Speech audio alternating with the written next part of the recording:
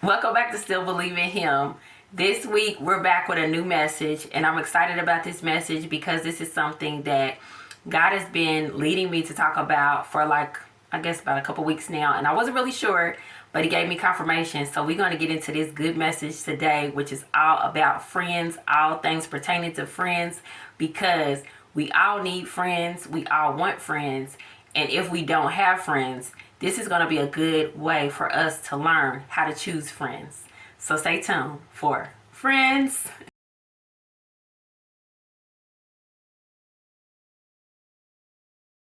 Right, so before we really get into this message, let us first talk about the ways in which we can go about choosing our friends, because the core of this message is about the ways in which we should choose our friends, but then we're going to talk about the ways in which we have chosen our friends in the past, like some of the ways that we might have went about choosing our friends in the past, or maybe we're even using these ways today because nobody has ever taught us how to really go about choosing friends the way that we should, especially as believers.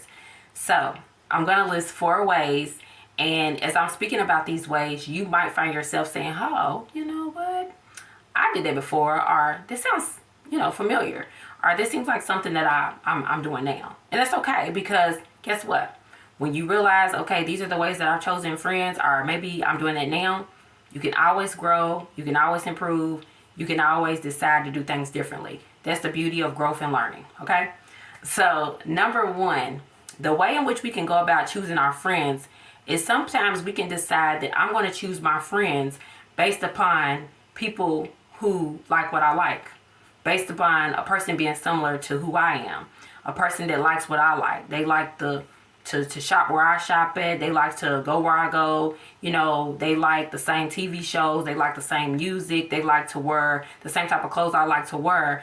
And we might feel like, that's perfect for me because I want to be friends with somebody who's similar to me. I want to be around somebody who gets me and understands me. And I get that to a point, okay? But there's nothing wrong with having friends that are different from you as well. Number 2, another way that which we can go about choosing friends is we might say to ourselves, okay, I'm going to choose these friends because they have the look. They got the look that I'm going for. They got the look that I want. Like, if I have them as my friend, like, when I'm out with them, we just going to look like we're supposed to be friends. And I'm laughing when I say that, but I remember when I was in high school, like, that was a thing. Like, literally, you would see certain people would kind of hang with certain people. Like, if somebody was popular, they only hung with, like, popular kids. Or, like, if somebody had a certain type of look, they kind of, like, just hang with certain people that had a certain type of look. Now, me personally, I kind of hung with everybody. So, I didn't really get into that. But I know some people do. And it's really a thing that some people might feel like, okay, this is what my friend should look like. This is how they should wear their hair. This is how their clothes should look on them. And like when they out with me, I want people to think that we look like this and look like that or whatever like that. But the thing about when you decide to choose a friend based upon looks, it's more about the appearance and not really what's inside of a person. So you have to really be careful with that. So the third thing that I wanted to get into is that sometimes we decide to choose a person to be our friend based upon race and based upon background. And sometimes we might find ourselves saying, okay, you know what, because I am this race, I need to be friends with somebody who is of the same race as me.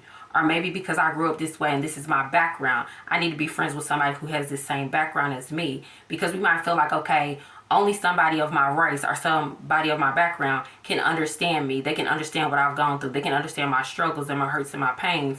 And of course, yes, somebody of your same race and background can understand.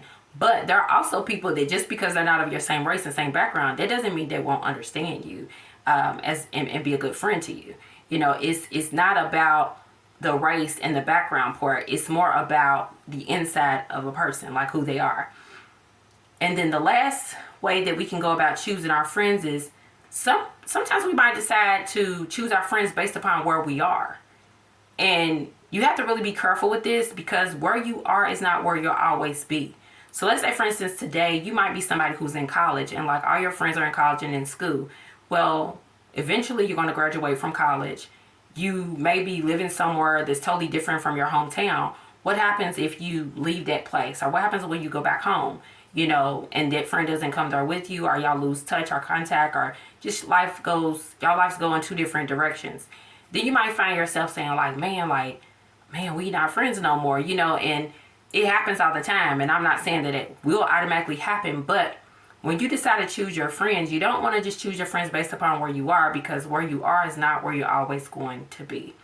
So these ways that I listed in which we have decided to choose our friends, because maybe we grew up being taught this, maybe we seen this, maybe this is all we know, and that's okay. You shouldn't beat yourself up about it or be ashamed about it, because sometimes we really just don't know. We might think, okay, this is the way that I've always chosen friends and it's been working for me, so why change it now? Or we might not even see how this is just choosing friends in a way that does not align with who we are, especially as believers. And so I went over all these ways because I'm going to talk about next how we can go about choosing friends the biblical way, the way in which the word will lead us to choose friends that won't just be here for the moment. We won't just choose friends based upon an appearance, based upon the background, based upon somebody being similar to us. We will actually choose friends for more than that. It won't be so much of a surface level, but it'll be all about the biblical way of going about choosing friends.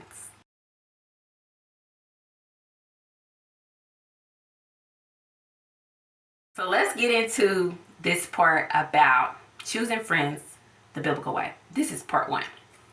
So we should choose friends who are wise. Proverbs 13 verse 20 reads, "He who walks with wise men will be wise, but the companion of fools will be destroyed." So the Bible makes it known to us we will become like those that we hang around. And so who do we hang around? We hang around our friends. So if we are choosing our friends to be wise, right? Are we choosing our friends because they're wise? Choosing wise friends, what I mean. Then whoever we hang around, that's who we're going to become like. If we're walking with friends who are wise, we're going to become wise. But if we're hanging around friends who are foolish, we may start to become foolish, do foolish things. And this is really not a good look for us, okay? You don't want to be hanging around people that are doing foolish things, and the next thing you know, it's rubbing off on you. It's not a good look. You want to hang with people and you want to have friends who are wise. They're walking with the wise. They're wise. You're going to become wise as you walk around them. They're making wise choices. They're making wise decisions. Because we all know that we go to our friends and we ask our friends for their advice, and we ask sometimes our friends to help us with things. Well, if you're trying to walk in wisdom, if you're trying to become more wise, and then you have friends that are foolish, they may tell you to do some foolish things, and they might not intentionally mean to do this, but it happens all the time. So it's very important that when we choose our friends, we choose those who are wise. We want to become wise, so we want to walk with those who are wise. Number 2, we want to choose friends who can keep our business and not spread our business. Let me say that again. We want to choose friends who will keep our business and not spread our business. This is so important. Proverbs 11 verse 13 reads, "A gossip betrays the confidence, but a trustworthy person keeps a secret." Proverbs 20 verse 19 reads, "A gossip betrays the confidence, so avoid anyone who talks too much." When I read that, I'm like, the Bible is really keeping it real, because we all know people that gossip will tell anything they can get a piece of, tea, they say tea, I got some tea, or any type of gossip that they can get, they're going to take it and run with it. And that's not what you want. You want the type of friend that when you go and tell them something in confidence, it stays between you two. You tell them something personal, it stays between you two. You don't want to have a friend that you're telling them you're going through a tough time, you're going through difficulties, or something in confidence, and then once they walk away from you, you find out they telling everybody all your business. People walking up to you saying, "Hey girl, I didn't know this was happening." Or, "Hey dude, such and such told me this and that." And you looking like, wait a minute, what happened? I thought we were friends. I thought you were my friend. I thought I told you this in confidence. That's not what you want. You see, when you choose a friend that you can tell something to in confidence, you know that that's a friend that you can trust. And that's what you want. You want a trustworthy friend that no matter what, when I tell them something and I say, "Hey, let's keep this between me and you," that's where it's going to stay at, between you and them. Number 3, we should choose friends who speak life into us and not death. Proverbs 18 verse 21 reads, "Death and life are in the power of the tongue, and those who love it will eat its fruit." You see, there are going to be times in your life when you're going through difficulties, when you are going through hardships, trials, testing, because that happens in life with all of us. But one thing I have realized over the years is that when you are going through something like that, when you're going through a difficult season, a difficult time, testing, trials, spiritual warfare, just having a rough time in life, you want to have a friend that's going to speak life into you. You want a friend that's going to encourage you, that's going to motivate you to keep going.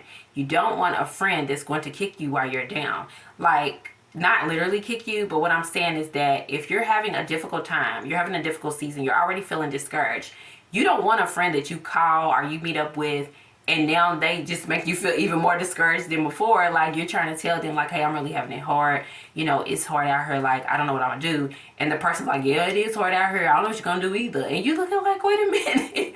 I thought you was my friend. Like, what is going on? Like, why are you saying this, you know? But you want a friend who is going to say, things are going to get better. God has a plan for your life. I'm praying for you. That's what you want. Somebody who can encourage you, motivate you, tell you to keep going when you feel like you have nothing left, because that is truly what a friend does. And God wants us, I believe, God wants us to have friends that are going to encourage us and uplift us, because He knows life is hard. And He knows we're going to go through things that sometimes it's going to make us feel discouraged. It's going to make us feel like giving up. And what better for us to have but a friend? You know, we want to have that friend that's really going to speak life into us and really care about us enough to speak life into us.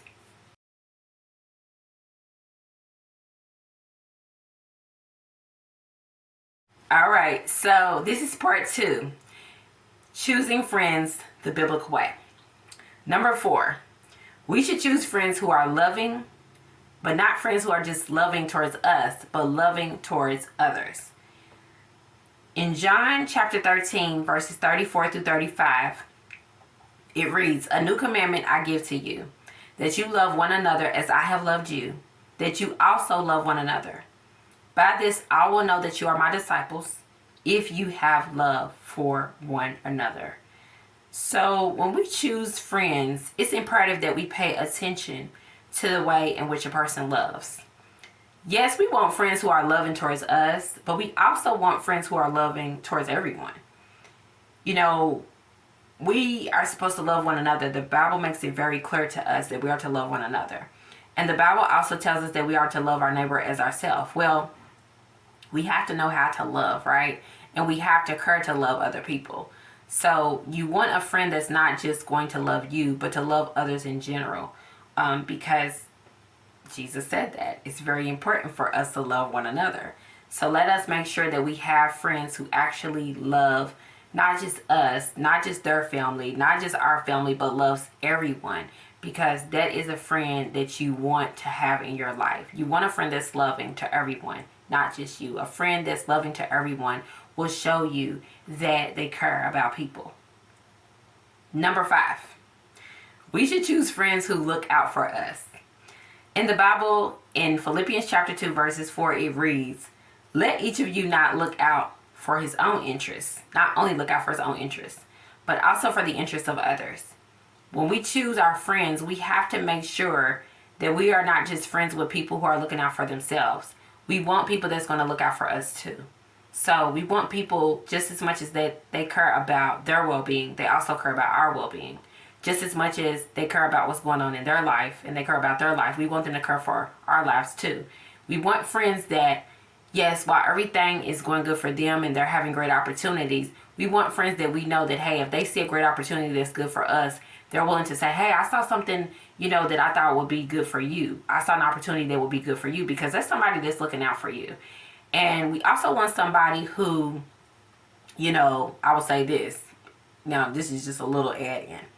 You also want somebody who sees that when there's something that could be of interest that's not good for you, they're going to say, hey, I don't think you should do that. Like, that's not going to be a good look, because they care about you. You know what I'm saying? And they're looking out for you. That's looking out for you. When your friend sees, hey, you know, this might not be good for you, and they're like, you know what, let me go on and tell them. Not somebody just going to sit back and watch you do something that could be detrimental to your life or something that could be leading you down the wrong path. So you want that too.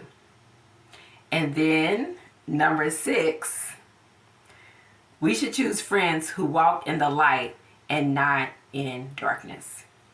John chapter 8 verse 12 reads, Then Jesus spoke to them again, saying, I am the light of the world. He who follows me shall not walk in darkness, but have the light of life. And it's light in here, y'all. I'm baking in here as I'm doing this, so if you see me squinting, that's why. But let me continue on with the message. When you are walking in the light, and then you choose a friend who is walking in the light, you all are walking in the same direction. Okay? But when you are walking in the light, and then you choose a friend that's walking in darkness, the friend that's walking in darkness is somebody who can't see where they're going.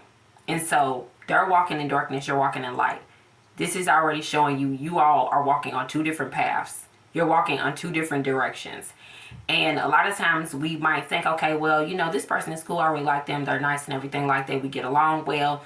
And so, I don't want to just be mean to them. I don't want to just cut them off. And of course, you shouldn't just cut them off, because I'm not telling you to do that. That is something that you need to pray about, because, we all were in darkness at one point in time in our lives. But I just want you to be aware that when you're walking in light and somebody is walking in darkness, you have to be very careful with that, because you don't want their walk in darkness to affect you walking in the light. You know what I mean? But one thing I would say is this: if you do have friends that are walking in darkness, and you can see that they're in a place in their lives where they don't really know where they're going and they don't really know Christ, this when you intercede on their behalf, you pray on their behalf that they will come to know Christ and that they will eventually walk in the light of Christ, the light of life, which is Christ, because God can change people, but we can't, and that's okay. So let's get on to this conclusion.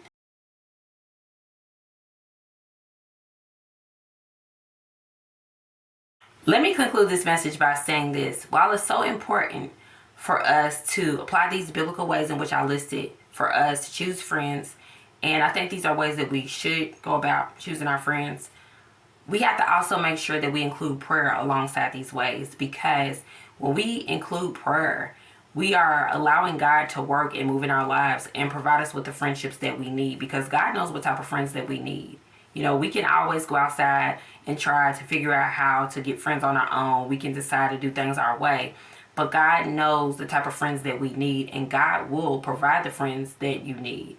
But we have to also remember this. We have to be willing, ready, and open for the people that God will send, that He has for us to be our friends.